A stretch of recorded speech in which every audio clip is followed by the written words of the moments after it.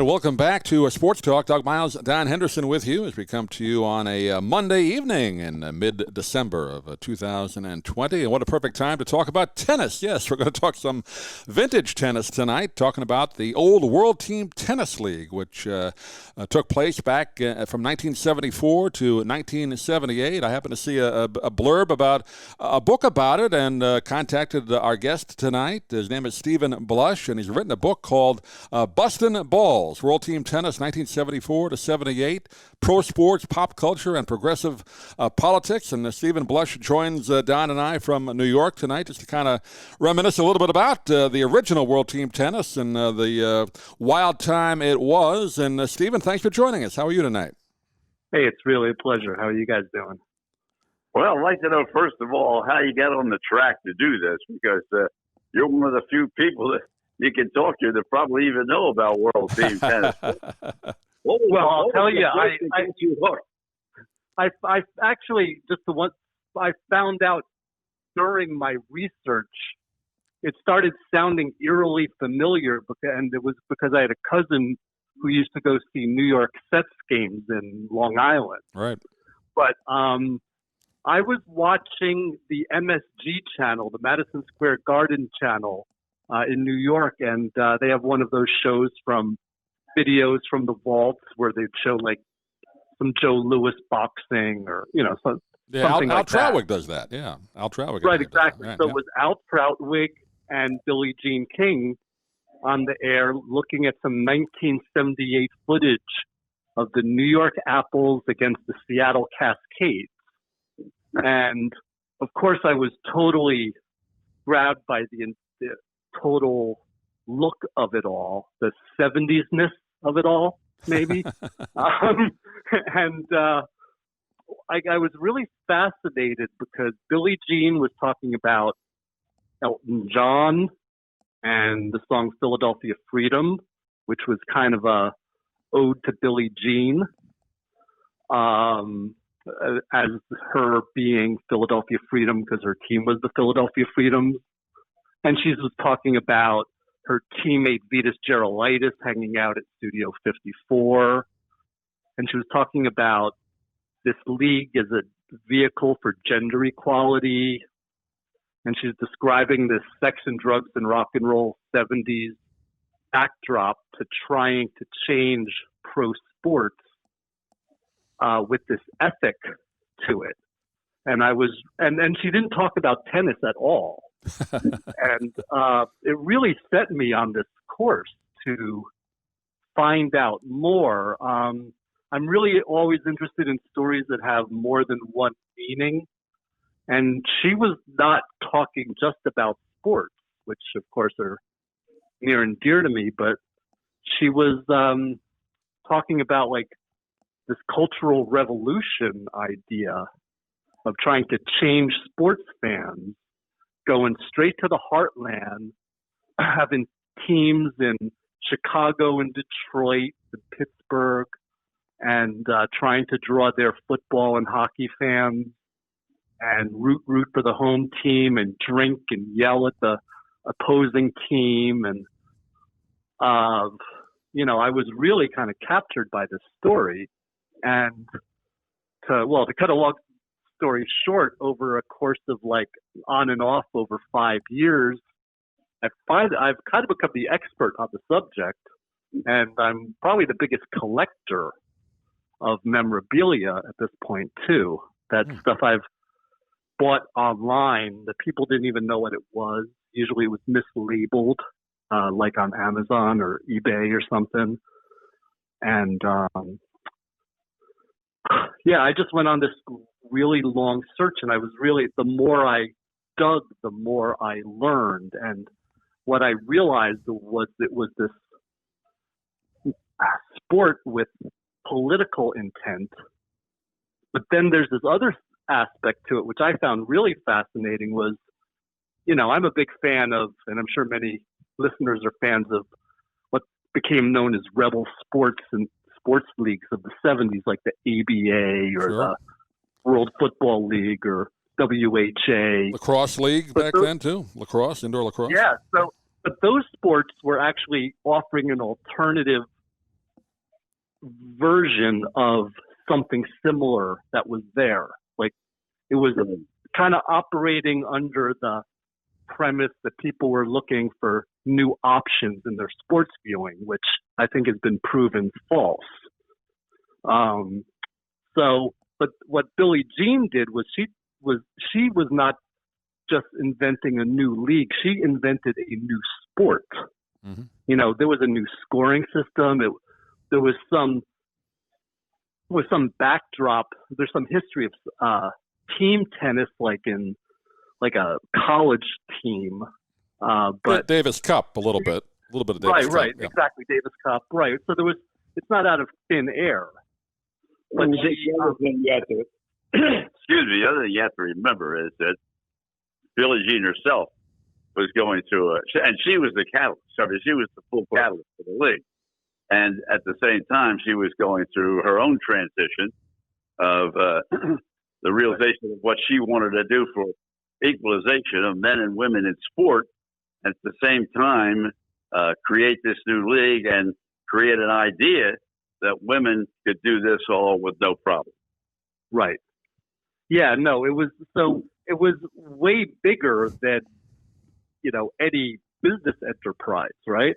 So right. It was coming from this really complex place, like maybe Dick Butera, who owned the Freedoms, who's this great, this billionaire developer type, who was very kind of important in Billie Jean's story, especially around the time of the Battle of the Sexes and all that. Or there's Saul Berg, who owned the New York Sets, who was literally like a cocoa commodities trader. These guys weren't. I mean, maybe Dick Butera is not the best example because he was Billie Jean's friend, but most of these people, this was guys who had invested in WHA teams or World Football League teams, or they weren't really. They wanted to invest in Billie Jean because it was coming off of the Battle of the Sexes. Correct. And I can't find the footage of it, but I read something in one of the newspapers about how the league was actually introduced at one of those press conferences prior to that game, that match with Bobby Riggs. So this was all part of the plan. The case, but I go along with what you're saying as far as how she was approaching this entire thing, and trying to get look at the publicity they got from her match with Bobby Riggs. I mean, that was the whole thing was, can she beat Bobby Riggs? Can she beat Bobby Riggs? Are we going to give women equal footing? Well, nobody was a bigger promoter than Bobby Riggs was. I mean, he was more of a promoter than any of them. Yep. So he had a funny relationship with the league because he would show up for events, but he wasn't really part of it. He would do some exhibitions, right, Steve? I think you talked about it in the book. Correct. Didn't you do some exhibitions? Yeah, there's a bunch of them, and they're some of the best drawing crowds of the league. There was the one exhibition that what was it, Elton John and Bill Cosby at halftime of the Freedoms game. Right. They were really, that league was really doing something. My favorite story about the league is in 1977, which of course is the year after 1976 of the bicentennial. Billie Jean and Larry King worked out this deal with the Soviet Sports Bureau to do these friendly matches between U.S. and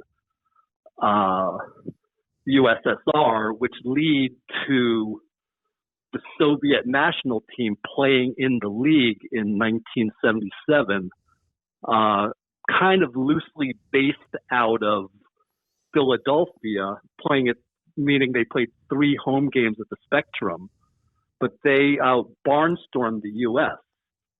And they were a permanent road team. This is still the Cold War. This is still like the twilight of the Cold War, I guess you would call it. And so, that's where Billie Jean was at. there's one thing that I read too, and Don, I think you would probably know stuff about this, was that Billie Jean by this time is maybe 30 or 32. Right. So she's kind of, and her knees are kind of shot. She was on the back point. end, yeah. She had some bad knees. Right. So this was kind of like, from what I got from Larry King, which is a whole trip talking to him, but, you know, it was kind of like a vehicle to keep it going for her. You know, it was kind of like to get the brand, you know, to really solidify the brand.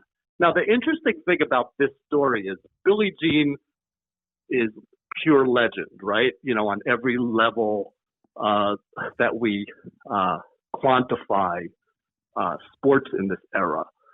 But this was kind of her one failure. This was like her one, you know, this was supposed to be like a big step up. And there was a big to do with that first match, May 1974. I think it was May 8th. It's just right. And, you know, there's like the Freedoms against the Pittsburgh Triangles and with Yvonne Goolagong and Ken Rosewall, and there's almost, you know, close to 10,000 people at the Spectrum. And it's kind of somewhat a VIP affair, but, you know, by game 3, there's 800 people. Right. So, but I think that's what happened with all nice against you, Steve. I don't know. Yeah. Channel 17 in Philadelphia, maybe you've been in touch with them, and Merle Reese, who has been the voice of the Philadelphia Eagles for the last 40 years. Right. A long-running announcer for the Eagles.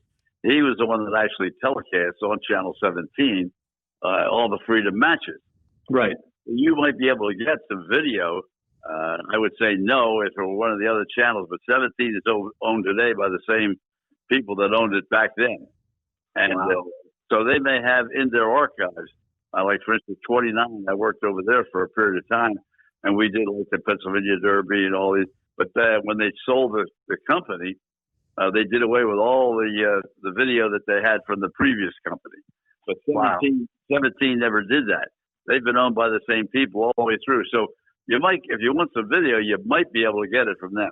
Okay, I'm gonna jump on that, to be honest with you, because that's kind of that's what I do. You know, I just find this stuff. You know, I've been just finding this stuff, and it's hard to get. Like even if you Googled right now and looked for WTT footage, there's hardly anything. I mean, there's some controlled by the new version of World Team Tennis. I mean, basically, there's been the original league kind of stands alone. There's been a couple of ventures since. There's several.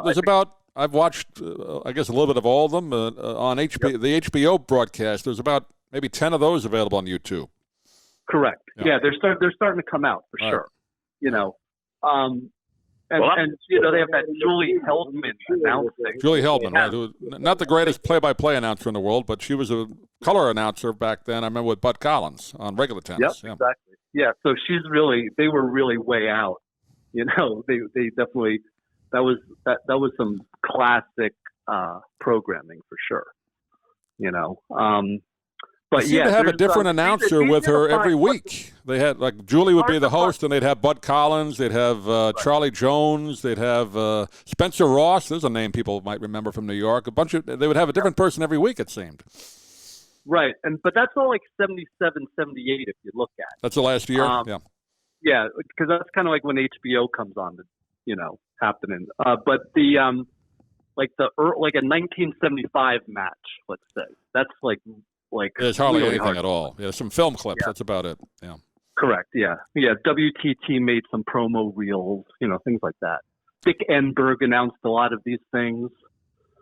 There's a brutal thing that Enberg. They must have paid Enberg a lot to sound excited because he did this little. Did you see that one where he's kind of screaming and it's not that exciting? So they paid him money, I guess, to be exciting. You got it. Let me just reset here. Bustin' Balls is the name of the book, World Team Tennis from 74 to 78, Pro Sports, Pop Culture, and Progressive Politics. That's the full title. And Stephen Blush is our guest. I should mention Stephen has also written a lot of books about rock music and also has produced a film about it that was quite popular called American Hardcore. So he joined us tonight. And Don, I'll let you continue because you actually were part of the broadcasts. Don, do you remember covering these as far as the quality of tennis with the freedoms? Well, at that particular time, Philadelphia was big with tennis because, they had the event, the major event in January. And what happened, I'm trying to think of the family, there's actually a woman, a man, and a husband. I can't think of her name right now. But anyway, she really created the indoor tennis, and it started at St. Joe's Prep. And then they built it to the fact that it came down to the Spectrum, and it was one of the major events in the early part of January. Every major, Jimmy Connors won. Right.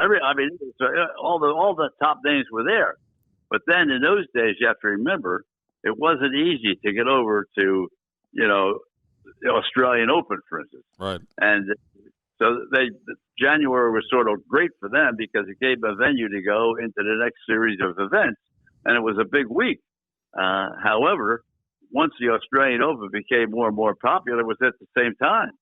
And so that pretty much eliminated that tournament entirely. So it was big.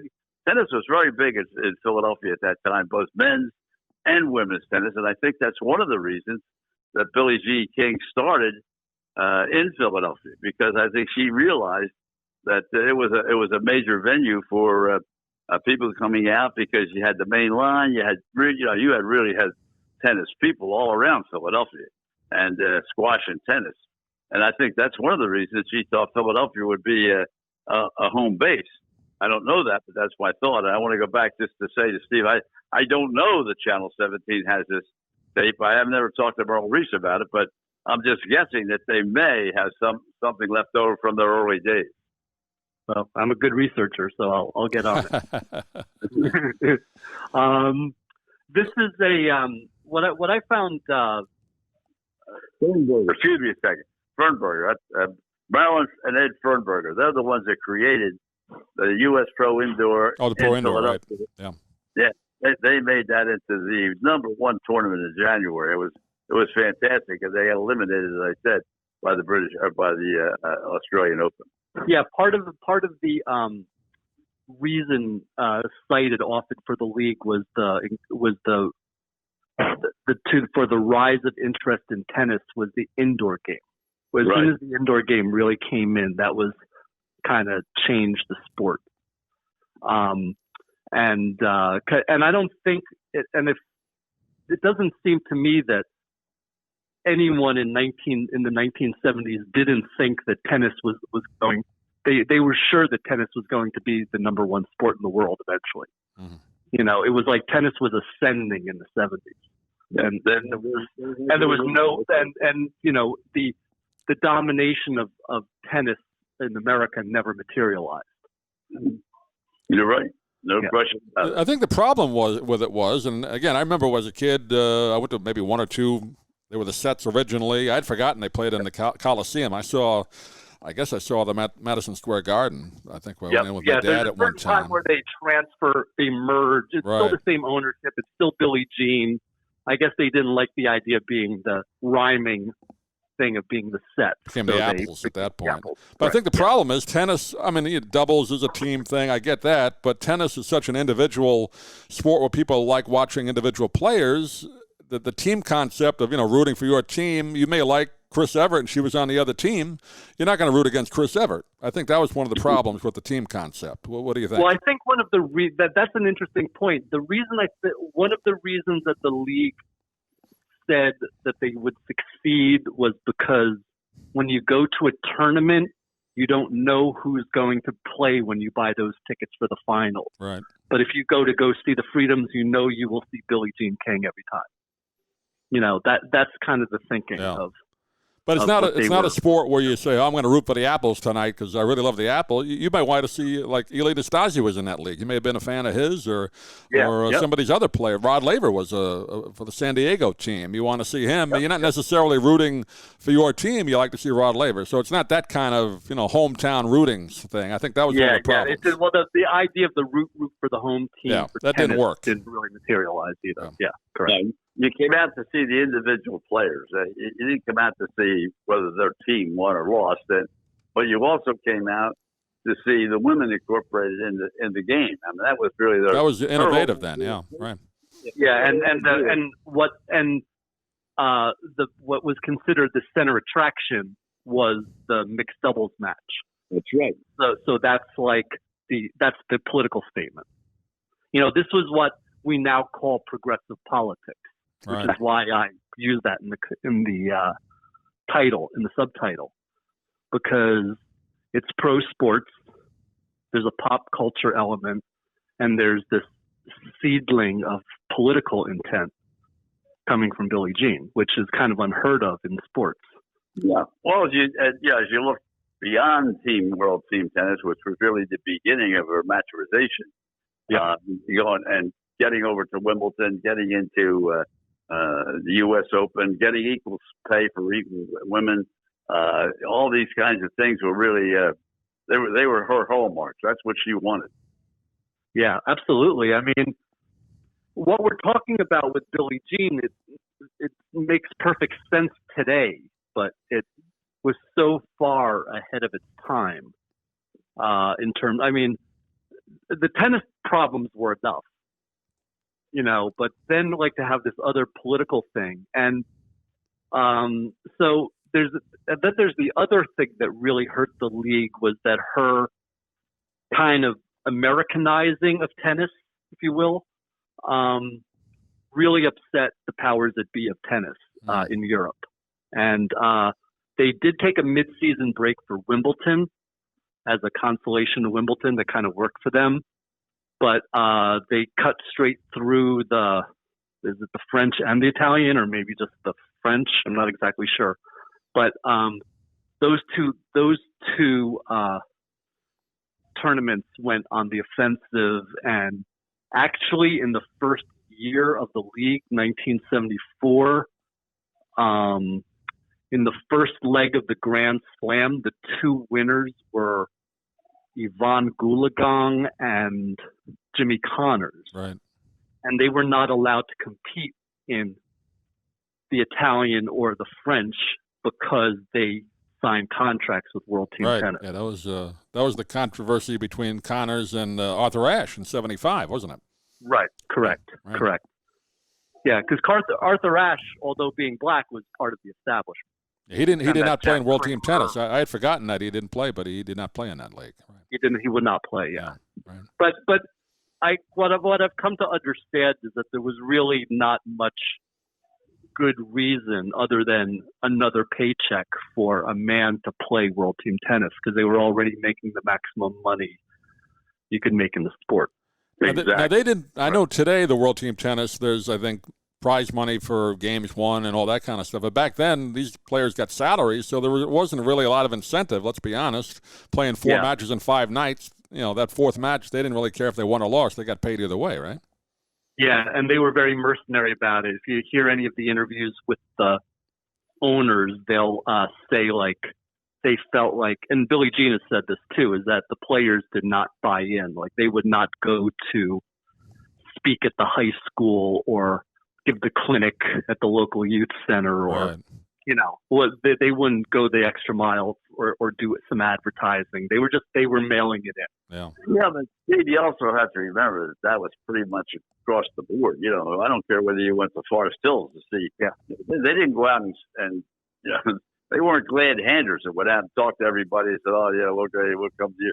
Then we went to the corporate cocktail party, and that was it. They, even today, I mean, you don't just see these guys going out to high schools and whatever. That's not the backbone of tennis. Yeah, that's right. So this is the problem with the league. It's trying to take this elite kind of view of the world and kind of merge it with football fans, Right. which is really what they were trying to do.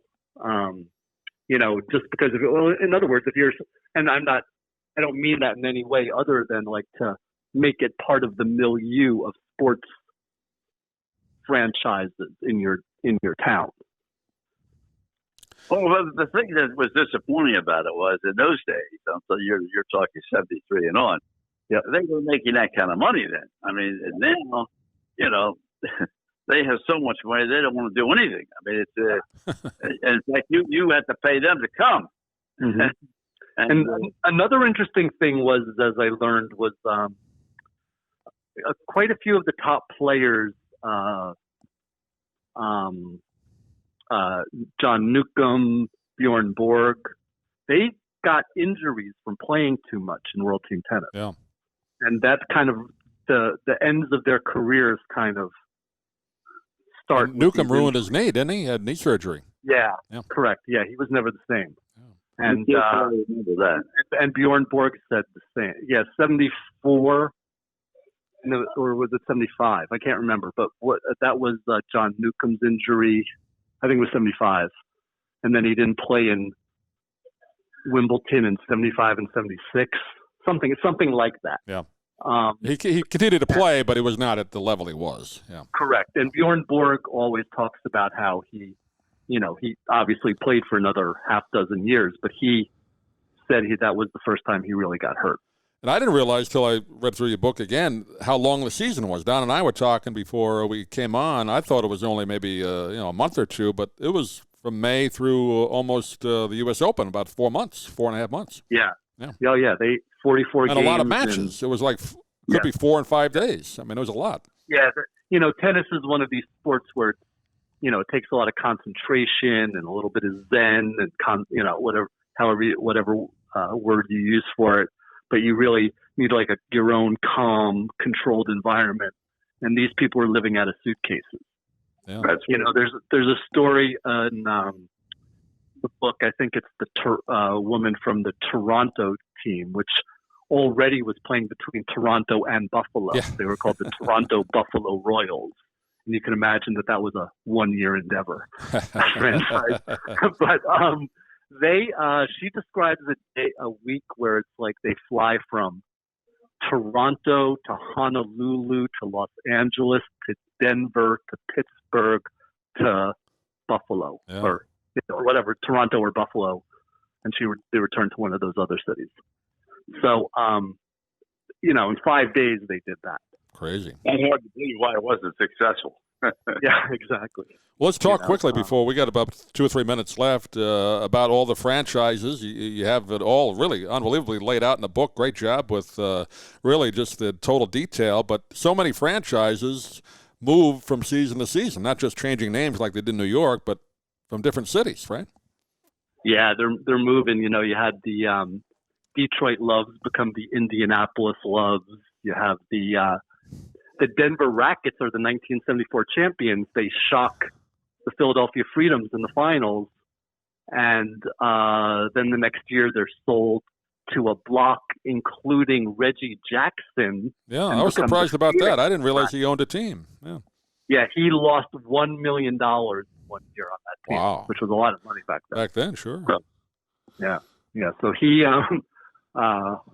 and then he got suckered somehow in the deal because within 3 months later, his ex-partner signed Chris Everett.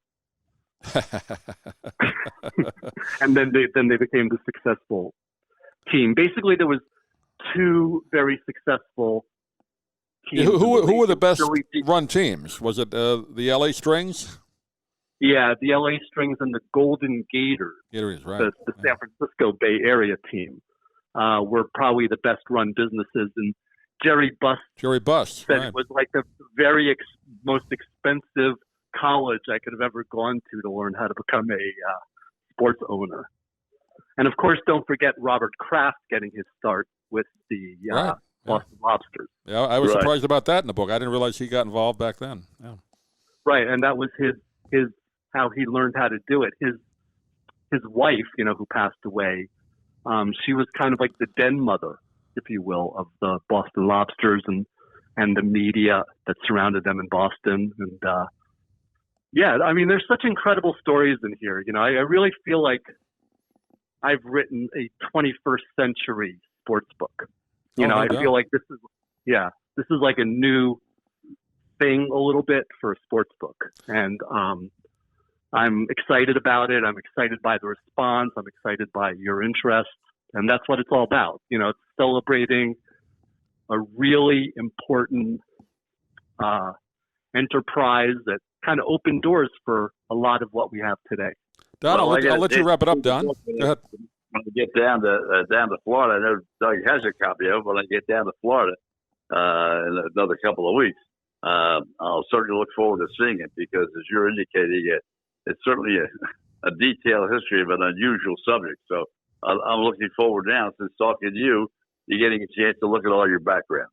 Yeah, and you will see my 30-something pages and 2,500 newspaper articles that I read to tell this story. Unbelievable. So, yep. Published by, I should say, Feral House, right? That's the publishing. Yep. People, and do you have a website, Steve, you want to direct people to? Is it feralhouse.com? Yeah, you go to StephenBlush.com, STEVEN, blush.com, or please go to Amazon, look up Bustin Balls or Bustin Balls Tennis, and you will, or look up my name, and you will find the book.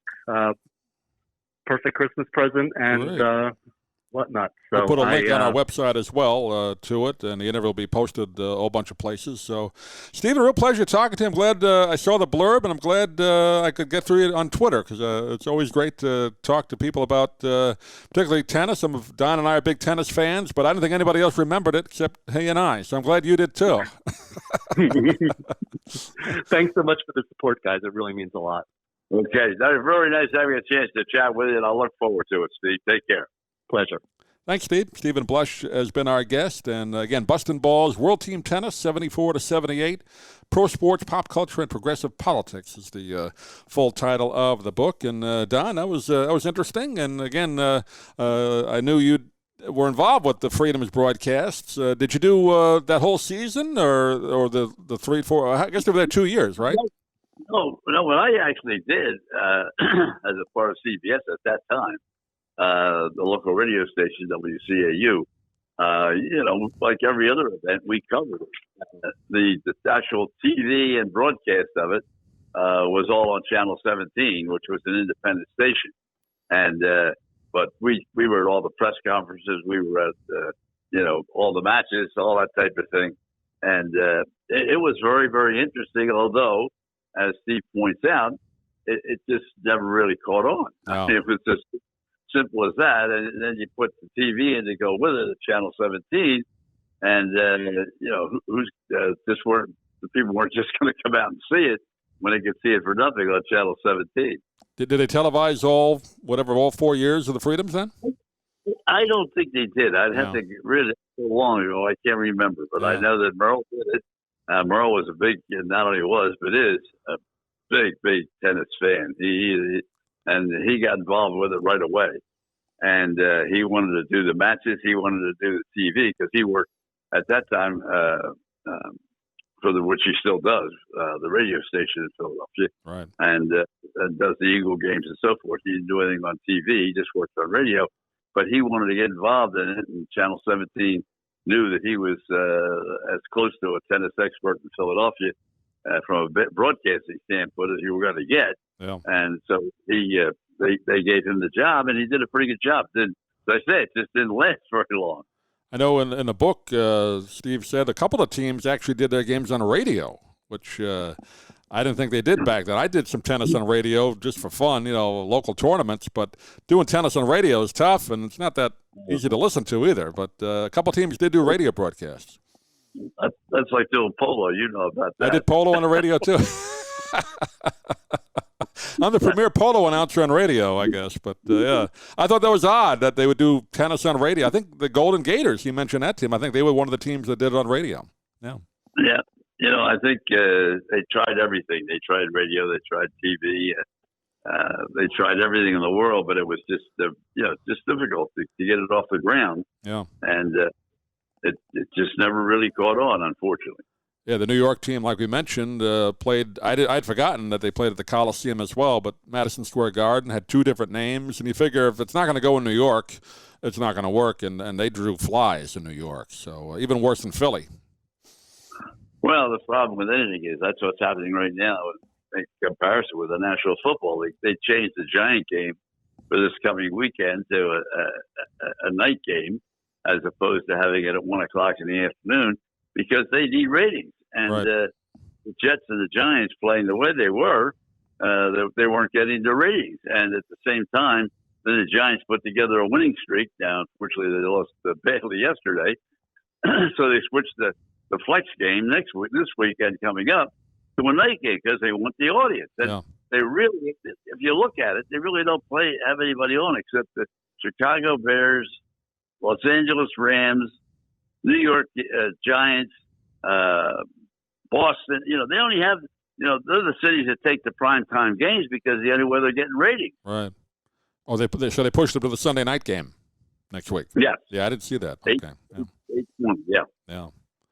Yeah, well, that's the whole name of the game is obviously the ratings, and because there's no fans at the games, right? 25% at most for all the games still. In most cases, I don't think the Ravens tonight. The Ravens are on at I don't know what time it starts. 8:20, I think. Yeah. I don't know if they're playing in Baltimore or not, but in Baltimore there haven't been any fans yet. They're still completely empty. Yeah, I know some places are. There aren't any. I don't think there's been any fans at Met Stadium yet. Yeah, I'm not even sure. Yeah, but it's a mess. We'll wrap up. But Don, you and I were kind of talking briefly about it. Of course, the big story going to baseball now. What happened with the Washington Redskins is now apparently going to happen with the Cleveland Indians. So I don't know what the deal is with the new name, but things are changing rapidly, not necessarily for the better. Yeah, over 100 years they were the Cleveland Indians, and now like Washington, now they're the Washington Football Club. And I don't know, they have no nickname at the moment for either one of the teams, Washington or Cleveland. So just have to wait and see what they decide to do. But it's all, trying to keep everybody happy. Yeah, we don't do politics on the show, but boy, that is another one that like you said, the history of the Redskins. I mean, proud history, and again, a lot of Native American groups have said, "Hey, we're proud of that name," but the powers that be didn't care about that, so they changed it, or they haven't changed it yet. They just call them the Washington Football Team still. I thought they'd have a name by now, but they didn't do it. Well, what they're trying to do, I should say, they're trying to elicit possible names from people, writing in or whatever. Right. And I guess that hasn't worked too well either. So they went through the whole year this year without a name, and we'll just have to wait and see whether they come up with something over the summer or what they decide to do. But right now, it's the Washington Football Team. That's it. Yeah, I think you can almost wipe out the whole last year of sports and put it in the garbage. I think there'll be more of a tendency now that Washington is winning again after 20 years.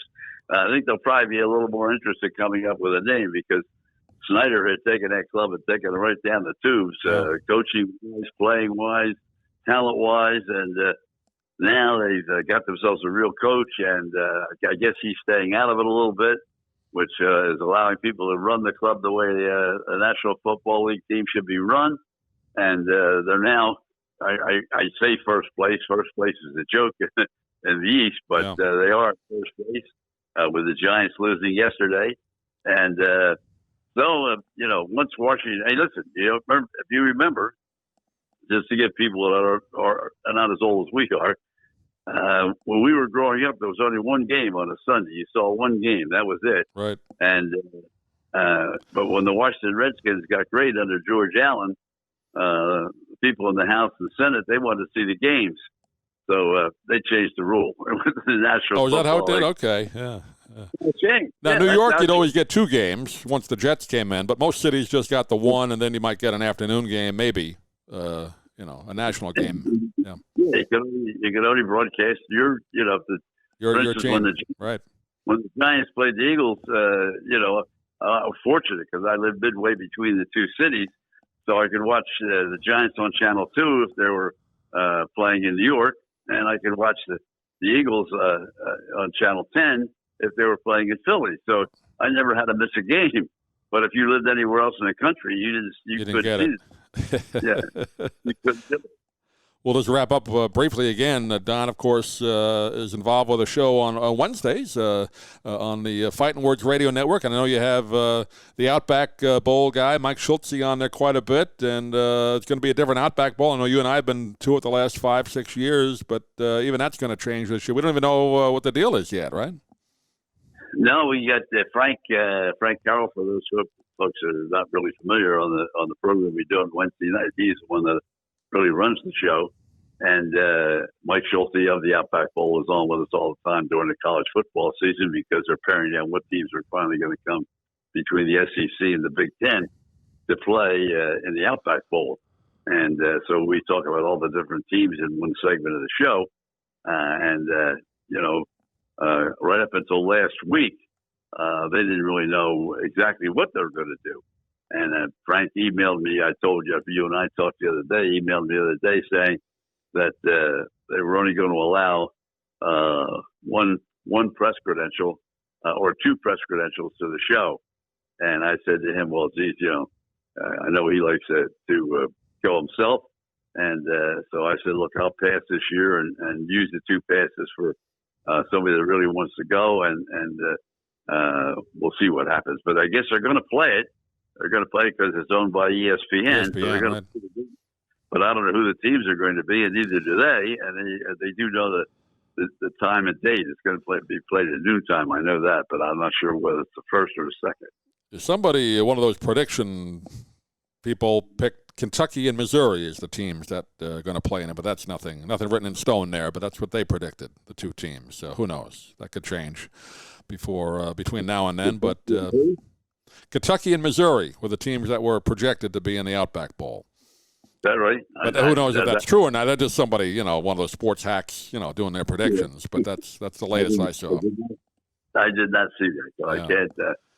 But anyway, it's going to be difficult because they're going to have to do the same thing the Buccaneers do. They're going to have to, have limited seating. Yeah. Yeah, I'd say they'll probably. I think with the Bucs, I think they still 25%. Yep. Yeah, 20 to 25,000. I think is what they have for the Bucs. So I imagine the Outback Bowl is going to do the same thing, and they're also just going to fly the teams in before the day of the game, play the game, and then fly back out again. Where they usually have a full week of events that they take them to down to Clearwater Beach, at the Busch Gardens, all the other things that go along with playing in that. It's a very, very, very popular bowl. And ESPN's been with the Outback Bowl longer than any at all. So it's a shame. And Outback's been with them for a long time, too. But unfortunately, this is, as you said, unusual times. We can't go anywhere. We can't do anything. And de Blasio said, as you just said to Steve a few minutes ago, said later this week, it looks like they're going to close down New York again. Wonderful. Not the 25% for the dining rooms, but close it entirely. If they do that, I'll tell you, I don't know how many restaurants and stores are going to be open by the time they get through. I don't either. Yeah, that's something to look at. But we always look forward to the Outback, not only for the game, it's always fun, but kind of a reunion of the guys we don't get to see a lot that we do shows with, usually remotely. So we won't do that this year, but we look forward to hopefully doing it again down the road. Absolutely. Thanks again to Stephen Blush for joining us. Great book on the World Team Tennis. Bustin' Balls is the name of that. And Don, good talking with you. We'll see if we can do another one of these before Christmas, but good to get a little tennis talk in tonight. All right. Doesn't seem like tennis weather where I am in New Jersey, but I'll tell you. Well, it is down here. When you get back down here, it is. So that's good. Thanks, everybody, for listening. We'll see you again soon.